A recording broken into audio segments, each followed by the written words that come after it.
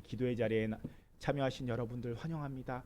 우리 좌우에 계신 분들 보면서 함께 인사하도록 하겠습니다. 이 자리에 있는 것이 하나님의 은혜입니다. 함께 인사하겠습니다. 이 자리에 있는 것이 하나님의 은혜입니다. 오늘 여러분들 보니까 더욱더 하나님의 은혜를 경험할 수 있는 것 같습니다. 우선은 이렇게 비가 많이 오고 또 버스도 늦어졌죠. 버스도 늦어졌는데도 이렇게 이 자리에 함께 기도를 사모하는 마음으로 모이신 여러분들 정말 하나님의 은혜가 가득한 것 같고요. 그리고 무엇보다 이 자리에서 반주도 없고 화면도 없는데 내 눈으로 이 찬송가를 보면서 찬송을 부를 수 있다는 게 참 하나님의 은혜인 것 같습니다. 이런 은혜 가운데서 언제나 하나님 보실 수 있고 경험하실 수 있고 하나님이 주시는 힘으로 살아가는 우리 제일교회 한 사람 한 사람이 될 수 있기를 축원합니다. 어떻게 잘 지내셨나요? 예, 2주간 우리가 하나님 나라를 묵상했고요. 또 이조 목사님과 함께 예수님에 대해서 함께 묵상하는 시간을 가졌습니다. 그리고 오늘 다시 우리가 돌아와서 에베소서 말씀을 묵상하려고 합니다. 그러니까 2주 전이니까 3주 전이죠. 기억 잘 되새겨 보셔야 됩니다. 우리가 3주 전에 사도 바울의 기도에 대해서 살펴보고 묵상했던 거 기억나시나요? 기억나세요? 대단하십니다. 자, 사도 바울이요 에베소 성도들을 향해서 간절히 기도합니다. 얼마나 간절히 기도했는지 무릎 꿇고 간절한 마음으로 기도합니다. 하늘과 땅의 각 족속에게 이름을 주신 아버지께 무릎 꿇고 기도합니다. 뭐라고 기도합니까? 하늘과 땅에 주신 땅의 각 족속에게 이름을 주신 아버지께 3가지 기도 제목으로 기도합니다. 첫 번째 기도 제목이 오늘 말씀 우리가 읽은 말씀 앞절에 있는 16절에 나오는 기도 제목입니다. 첫 번째 기도 제목 기억하시나요? 첫 번째 기도 제목이요. 속사람이 강건하게 하여 주시옵소서 기도합니다. 에베소 성도들이요 속사람이 강건해지기를 바울이 기도합니다. 하나님 에베소 교회 성도들이 겉사람에게만 관심을 갖지 않게 하여 주옵소서. 겉사람이 아니라 속사람이 강건하게 하여 주옵소서. 그런데 속사람이 뭐라고 하나요? 속사람이 뭔데요? 속사람은요 하나님의 형상으로 지음 받았던 나의 모습, 그 모습이 비록 죄로 인해서 탈락하고 잃어버렸지만 잃어버린 그 형상들, 우리가 회복해야 되는 그 형상들이 하나님의 모습이 속사람이라고 합니다. 그런데 하나님의 형상대로 지음받았던 우리의 모습이 죄로 인하여 탈락하고 잃어버렸습니다. 잃어버린 형상들이 바로 그 속사람입니다. 그 속사람이 성령으로 말미암아 속사람이 강건하게 하여 주옵소서 기도합니다. 쉽게 말해서요 성령이 내 안에 계시면 속사람이 살아있는 겁니다. 그래서 속사람이 건강하게 살아있기를 기도해야 합니다. 바울이요 에베소 교회를 위해서 먼저 속사람이 강건하기를 기도합니다. 그리고요 오늘 우리가 읽은 말씀에서 이 사도 바울의 2번째, 3번째 기도 제목이 나옵니다. 우리 2번째 기도 제목 한번 살펴보겠습니다. 오늘 말씀 17절 말씀 함께 읽겠습니다. 17절입니다. 3장 17절 말씀 함께 읽겠습니다. 함께 읽습니다. 믿음으로 말미암아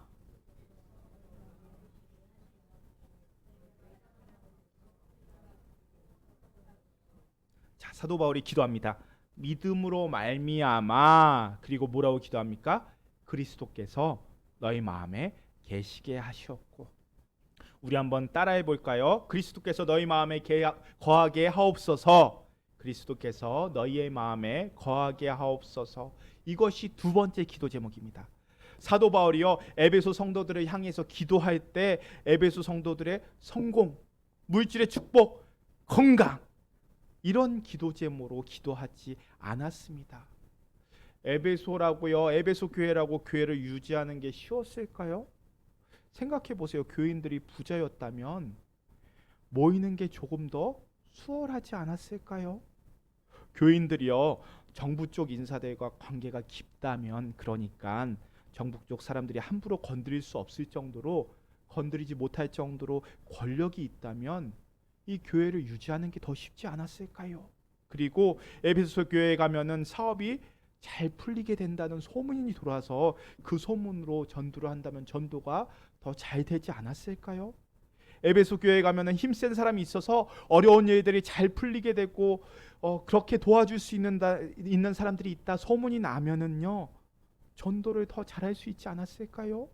그러면 사도 바울이 에베소 교회의 재물을 위해서, 권력을 위해서 기도할 수 있다면 좋지 않았을까요? 그런데요, 사도 바울은 재물을 위하여, 성공을 위하여, 건강을 위하여 이런 기도 제목으로 기도하지 않습니다. 사도 바울이 에베소 교회를 위해서 어떻게 기도합니까? 에베소 교인들의 속사람의 강건함, 이게 첫 번째고요. 그리고 예수님께서 성도들의 마음속에 늘 계시기를 원합니다. 바울이 이렇게 기도합니다. 오늘 말씀을 읽는 이 시간, 우리 기도를 두고 비교해 봐야 합니다. 우리는 무엇을 놓고 먼저 기도하나요? 사도 바울이요, 에베소 성도들을 향해서 감옥 안에서 간절히 기도합니다. 유언과도 같은 기도를 하는 겁니다. 그런 유언과도 같은 기도에서 무엇을 두고 기도합니까? 속사람의 강건함을 위해서, 그리고 그리스도께서 너희 안에 있기를 간절히 원한다. 이 두 가지로 기도를 합니다. 자, 우리가 우리의 자녀를 위해서 기도할 때 무엇을 놓고 기도해야 되나요? 이것을 우리가 차분히 곰곰이 생각해 보는 이 시간이 되기를 바랍니다. 여러분, 신앙이 좋다고 하는 것은요, 여러 가지 관점이 있지만 한 가지로 이야기하자면 기복이 없다라는 의미도 있습니다. 그러니까 성숙한 신앙을 가진 사람들은요, 들쑥날쑥하지 않습니다. 한번 좋았다가 좀 안 좋으면 휙 하고 돌아서고 이러지 않습니다. 쉽게 얘기해서요, 하나님한테 삐지지 않습니다. 하나님한테 쉽게 삐지는 사람들의 특징이 뭡니까? 사람들한테도 잘 삐집니다. 하지만 성숙한 신앙은요, 꾸준합니다. 고난이 있어도요, 고요합니다. 믿음이 흔들리지 않습니다. 힘들 때만 꾸준하나요? 아니요. 마크 6에 당첨됐다 할지라도, 사업이 갑자기 흥한다 할지라도, 내 자녀가 갑자기 합격하고 큰 성공을 이루었다 할지라도 그것 때문에 교만하지 않습니다. 겸손하게 늘 흔들림 없이 꾸준한 믿음 생활을 하는 것, 그것을요, 성경에서는 평강이 넘친다라고 표현합니다.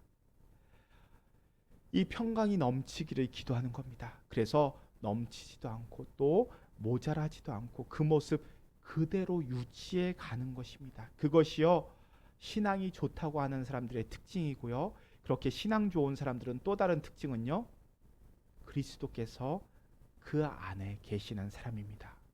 그래서요, 그리스도를 따라서 의지적으로 하나님 뜻 가운데서 살아가려고 애쓰고 노력하는 사람들입니다.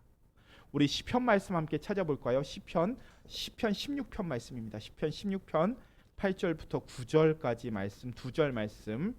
시편 16편 8절 9절 말씀.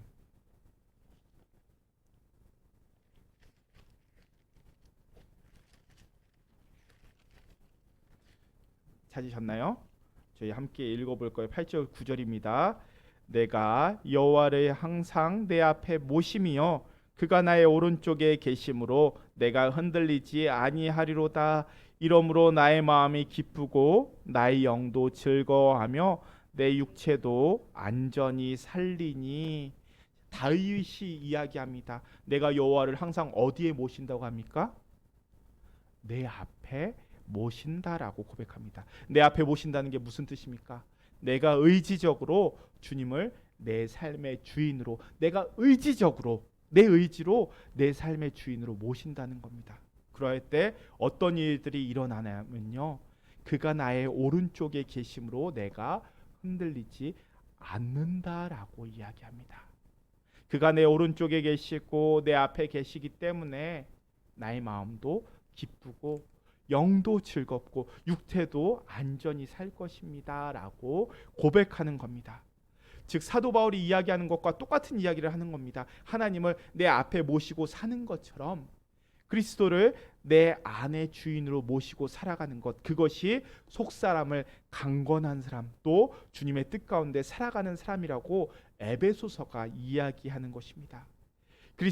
그리스도께서 내 안에 계시다고 하는 것은요, 그리스도가 내 인생의 주인이 된다라는 뜻입니다. 내 인생의 주인이 된다는 것은요, 내 어떤 결정의 순간에, 선택의 순간에 내 뜻대로 선택하는 것이 아니라 그리스도의 뜻 가운데서 선택하고요, 그리스도의 결정대로 순종하고 따라간다라는 뜻입니다. 그런데 그러다 보면요, 우리 손해 볼 수 있습니다. 희생을 요구받을 수도 있고요, 또 어떤 사람에게는 어리석은 사람이라고 손가락질 받을 수도 있습니다. 왜냐하면요, 그리스도의 법과 세상의 법이요 서로 부딪히기 때문입니다. 내가 그리스도의 법을 따르고 그리스도를 주인으로 모셔서 그리스도의 결정대로 순종하다 보면요, 세상의 것은 손해 볼 수밖에 없습니다. 자, 사도 바울이 지금 에베소서에서 왜 감옥에 갇혀 있습니까? 사도 바울이 무슨 죄를 지었습니까? 사도 바울이 한 것이라고는요, 그리스도의 법을 따라서 산 것뿐입니다. 하나님이 주신 그리스도의 비밀을 증거하다 보니까 지금 어디까지 갔습니까? 감옥에 갇혀 있습니다. 때로는요, 수도 없이 많이 맞았고요, 죽을 고비도 넘기고요, 이렇게 고난에 당한 것이 바로 그리스도를 주인으로 모시고 살았던 결과입니다. 그래서 사도 바울이 지금 그리스도께서 너의 마음에 계시게 하옵소서라고 기도하는 것은 그리스도의 결정대로 그리스도를 주인으로 모시고 주님의 결정에 따라 순종하며 살아가라라고 말하고 있는 것입니다. 그렇게 그리스도께서 내주하셔서 결정하시고 주인이 되시는 삶을 위해서 우리에게 요구되는 것이 하나 있습니다. 우리 오늘 말씀 17절 말씀 다시 한번 읽도록 하겠습니다. 17절 말씀입니다. 믿음으로 말미암아 그리스도께서 너의 마음에 계시게 하시옵고 너희가 사랑 가운데서 뿌리가 박히고 터가 굳어져서. 자, 믿음으로 말미암아 그리스도께서 어디에 계신다고요? 우리 마음에 계시게 해달라고 기도합니다. 그러니까 주님께서 우리의 마음에 계시고 주님이 우리의 마음의 주인이 되시고 결정권자가 되기 위해서 어떻게 해야 한다고요? 믿음으로 말미암아, 믿음이 있어야 된다는 것입니다. 그러니까 믿음의 결단은 누구의 몫이냐면요, 우리의 몫, 내가 해야 할 일이라는 뜻입니다. 이해가 되시나요? 주님께서 내 안에 계셔서 주님의 뜻 가운데로 우리가 살아가기 위해서는 매 순간 결단이 필요합니다. 선택이 필요합니다. 그래서 그 선택과 결단이 무엇이 요구되냐면요, 믿음이 요구된다는 겁니다. 내가 이쪽을 선택하더라도 하나님께서 내 삶을 책임져 주시고 나의 삶을 주님과 더 가까운 삶으로 인도해 주신다는 이 믿음의 결단을 해야 한다는 것을 말하고 있는 것입니다. 우리 하나님은요, 우리를 억지로, 또 하나님께서 강제적으로 우리를 지배하지 않습니다. 우리의 마음을 하나님께서 억지로 지배하지 않으십니다. 그럼 어떻게 해야 되나요? 매 순간마다 하나님께서 우리에게 선택권을 주십니다. 지난 주일 말씀에서 하나님과 가위바위보 이야기 기억나시나요? 우리가 하나님과 가위바위보를 합니다. 누가 이길까요? 하나님께서 이기시겠죠. 하나님께서는 우리가 무엇을 낼지 알고 계실 겁니다. 그런데요, 전제가 하나 붙습니다. 우리가 여쭙니다. 하나님, 가위바위보 하기 전에 하나님, 이번에 뭐 내실 거예요? 묻는다면 하나님께서 알려주시겠죠. 하나님은요, 우리에게 하나님의 뜻을 알려주십니다. 그리고 우리가 무엇을 낼지는 우리의 선택입니다. 하나님은요, 우리에게 그런 자유의지를 주셨습니다. 하지만 하나님은 우리가 하나님께서 말씀하신 길, 우리가 하나님의 길을 선택하기를 원하고 계십니다. 요한계시록을 보면요, 3장 20절에서 어떤 말씀이 나오냐면요, 제가 읽어보겠습니다. 3장 20절이요. 볼지어다 내가 문 밖에 서서 두드리노니 누구든지 내 음성을 듣고 문을 열면 내가 그에게로 들어가 그와 더불어 먹고 그는 나와 더불어 먹으리라. 자, 우리 예수님이 우리의 문 밖에서 어떻게 하고 계신다고요? 두드리고 계십니다. 예수님이라면요, 그 문 열 수 있습니다. 그런데 열지 않으시고요, 두드리고 계십니다. 무엇을 기다리시는 건가요? 믿음을 요구하시는 겁니다. 우리의 믿음의 결정을 기다리고 계십니다. 우리가 그리스도께서 내 안에 계시기를 원한다라는 이 뜻은요, 내가 믿음의 결단을 통해서 매 순간마다 주님의 선택, 예수님의 결정을 제가 따라가며 살겠습니다. 이런 결단을 원하시는 겁니다. 그러할 때 주님께서 내 안에 거하시는 것, 이것을요 신학적 용어로는 내주하심이라고 표현합니다. 주님의 내주하심에 따라서 살면은 어떤 결과가 오냐면요, 에베소서 3장 17절 말씀 다시 한번 읽겠습니다. 다시 한번 읽습니다. 믿음으로 말미암아 그리스도께서 너희 마음에 계시게 하시옵고 너희가 사랑 가운데서 뿌리가 박히고 터가 굳어져서, 그러니까 우리가 주님의 내주하심을 따라 살면요 사랑 가운데 뿌리가 박히고요 터가 굳어진다라는 것입니다. 그러니까 그리스도의 영, 그리스도의 주인 되심을 따라 살다 보면요 우리의 삶에 무엇이 있다고요? 사랑. 우리 마음 속에 사랑의 뿌리가 내려주게 되고요. 그 뿌리가 내린 후에 터가 단단하게 세워진다라는 것입니다. 그러니까 사랑의 기초가 우리에게 세워진다라는 뜻입니다. 사랑하는 제일교회 여러분, 그리스도의 영이 우리 안에 거하시도록, 그리스도의 영이 우리의 마음과 생각과 결정을 지배하고 다스리시도록 우리 자신을 내어드릴 수 있기를 바랍니다. 우리가 살다 보면요 결정하는 순간을 맞이하게 됩니다. 그러할 때 내 이익보다 하나님이 요구하시는 결정을 할 수 있도록 믿음의 결단을 내림으로써 우리의 사랑, 우리의 삶에 사랑의 뿌리가 박히고 우리의 삶의 모든 터전이 사랑의 터전으로 든든히 세워지는 그러한 축복이 있기를 주님의 이름으로 축원합니다. 자, 이제 마지막 세 번째 기도 제목 보겠습니다. 18절 19절 말씀 우리가 함께 읽겠습니다. 18절 19절입니다. 능히 모든 성도와 함께 지식에 넘치는 그리스도의 사랑을 알고 그 너비와 길이와 높이와 깊이가 어떠함을 깨달아 하나님의 모든 충만하신 것으로 너희에게 충만하게 되기 구하노라. 자, 세 번째 기도 제목은요 따라하겠습니다. 하나님의 충만으로 충만하게 하옵소서. 하나님의 충만으로 충만하게 하옵소서. 자, 하나님의 충만하게 하옵소서 기도합니다. 방금 읽은 말씀을 보면요 그리스도의 사랑에 대해서 네 가지로 표현하고 있습니다. 19절을 보면요 사랑의 첫 번째 너비, 두 번째 길이, 세 번째 높이, 네 번째 깊이, 이 네 가지 측면에 대해서 이야기합니다. 사랑의 넓이라고 하는 것은요 포용성을 의미합니다. 여러분, 예수님의 사랑은요 포용성이 끝이 없습니다. 죄인은 그래도 품을 수 있죠. 동족을 팔아먹은 세리도, 그리고 창기도, 심지어는 십자가에 못 박혀 죽어가는 강도라고 할지라도 우리 주님은 모든 사람을 다 포용하는 양의 넓이가 있다라는 것입니다. 또 사랑의 길이는요, 예수님의 사랑의 길이는 영원으로 표현할 수 있습니다. 우리 주님께서 우리를 사랑하시기로 언제부터 결정하셨습니까? 창세 전부터, 복중에 우리가 생기기 전부터 우리를 사랑하기로 결정하셨고요. 그 사랑이 언제까지 이어집니까?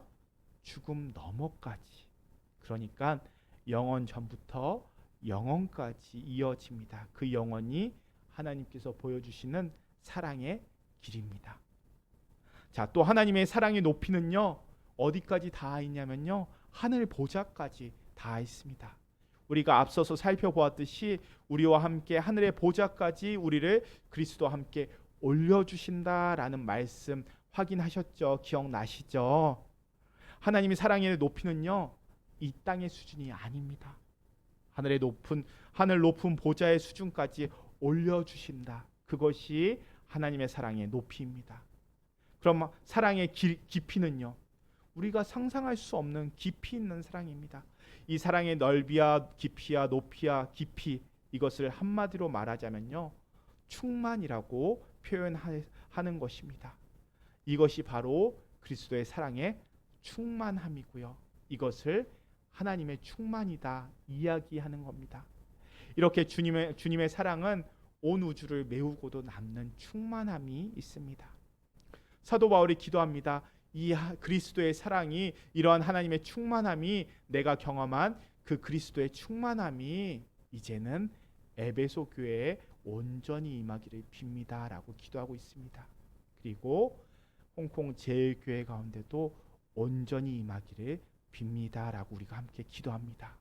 이 충만한 하나님의 사랑이 에베소 성도들을 충만히 적셨고, 또 제일교회 성도들을 하나님의 사랑의 충만함으로 적시고 있습니다. 지금도 우리에게 동일하게 충만히 임하고요, 뿐만 아니라 저와 여러분들의 삶을 충만하게 채우고 계신다는 것을 믿으실 수 있기를 바랍니다. 바울은요, 이것을 놓고 기도하고 있습니다. 충만하게 주님의 사랑이 우리 가운데 충만하게 임하게 되면요, 이제 그 사랑이요, 우리를 채우고도 남아서요, 흘러 넘치게 됩니다. 왜냐하면 온 우주 공간을 채우고 있기 때문입니다. 이 사랑이 충만하게 넘쳐 흐르다 보면 어떻게 되겠습니까? 이 사랑이요, 세상으로 흘러갑니다. 예수 그리스도의 대속의 사랑, 그리스도의 이 말로 표현할 수 없는 온 우주를 메우고도 남는 이 큰 사랑이 세상으로 흘러갑니다. 그래서 어떻게 되는가? 우리 21절 말씀 함께 읽겠습니다. 21절 말씀입니다. 교회 안에서와 그리스도 예수 안에서 영광이 대대로 영원 무궁하기를 원하노라. 아멘. 이 그리스도의 사랑의 충만함이 에베소 교회에 넘쳐 흐릅니다. 제일교회 가운데 넘쳐 흐릅니다. 그래서 교회 안에서와 그리스도 예수 안에서 이 사랑이 충만히 흘러 넘쳐서 이제는 충만히 세상을 덮는 것입니다. 그래서 그 결과가 어떻게 됩니까? 영광이 대대로 영원 무궁하기를 원하노라. 하나님께 영광, 그러니까 그리스도의 충만함으로 말미암아 이 모든 피조물들이 하나님께 영광을 올려드리는 이 영광으로 나아가게 된다는 것입니다. 이것이 사도 바울이 그동안 외쳤던 복음의 내용이고요, 교회를 통해서, 그리스도 예수를 통해서 우리 주님, 우리 하나님께서 교회를 세우신 목적이 바로 이것입니다. 그래서 오직 하나님께 영광, 온 피조물이 하나님의 영광을 위해서 살아가는 것입니다. 온 교회의 목적이 무엇입니까? 한 가지입니다. 하나님께 영광. 하나님께 영광을 신학적 용어로 솔리데오 글로리아라고 합니다. 우리 많이 들어보셨죠? 라틴어죠. 솔리데오 글로리아, 하나님께 영광입니다. 그것이 교회의 목적입니다. 하나님께 영광 돌리는 것, 그것은요, 우리가 먼저 그리스도의 충만함으로 덧입고요, 내가 먼저, 우리 교회가 먼저 그 충만함을 덧입고 그 충만함이, 그리스도의 사랑이 흘러서 넘쳐가는 모습, 흘러가는 모습, 그것이 바로 하나님께 영광 돌리는 모습입니다. 그렇게 하나님의 영광을 위해서 살아가는 것, 그래서 이 땅에 하나님의 영광이 가득 차는 것, 그래서 하늘이나 땅이나 하나님의 영광 가운데 가득하셔서 우리가 서 있는 이곳이 하나님의 나라가 되고요, 이곳이 하나님의 임재를 경험하는 모습, 그것이 바로 사도 바울이 꿈꿨던, 그리고 하나님께서 우리에게 요구하시는 선교적인 삶이고 영광스러운 삶의 모습입니다. 그래서 우리는 선교할 수 있고 선교해야 하는 겁니다. 자, 에베소서 3장에 담겨있는 사도 바울의 기도 제목 3가지 기억하십니까? 듣고 잊어버리시면 안 됩니다. 첫 번째 기도 제목은요, 속사람의 강건함. 그리고 오늘 살펴봤던 두 번째 기도 제목은요, 그리스도의 내주하심. 그리고 세 번째는요, 말로 할 수 없는 그리스도의 사랑의 충만하심이, 하나님의 충만이 저와 여러분들의 삶에 충만히 넘쳐나서 여기에 있는 한 사람 한 사람을 통해서, 제교회를 통해서 하나님께 온전히 영광 올려드리는 삶, 그러한 교회가 되기를 주님의 이름으로 축원합니다. 그래서 오늘 이 3가지 기도 제목으로 우리가 함께 기도하기를 원합니다. 주님, 사도 바울의 기도 제목처럼 첫 번째, 주님, 우리의 속사람이 강건하게 하여 주옵소서. 두 번째는요, 예수님께서 내 안에 계셔 주옵소서. 내가 예수님 붙잡게 하여 주옵소서. 그래서요, 예수님과 제가 대화하고 동행하는 삶을 살게 하여 주옵소서. 그리고 세 번째는요, 그래서 주님, 제가 충만해지고요, 우리 교회가 충만해지고요, 이 세상이 충만하게 되게 하여 주옵소서. 이 세 가지 기도 제목으로 항상 기도하실 수 있기를 바라고요.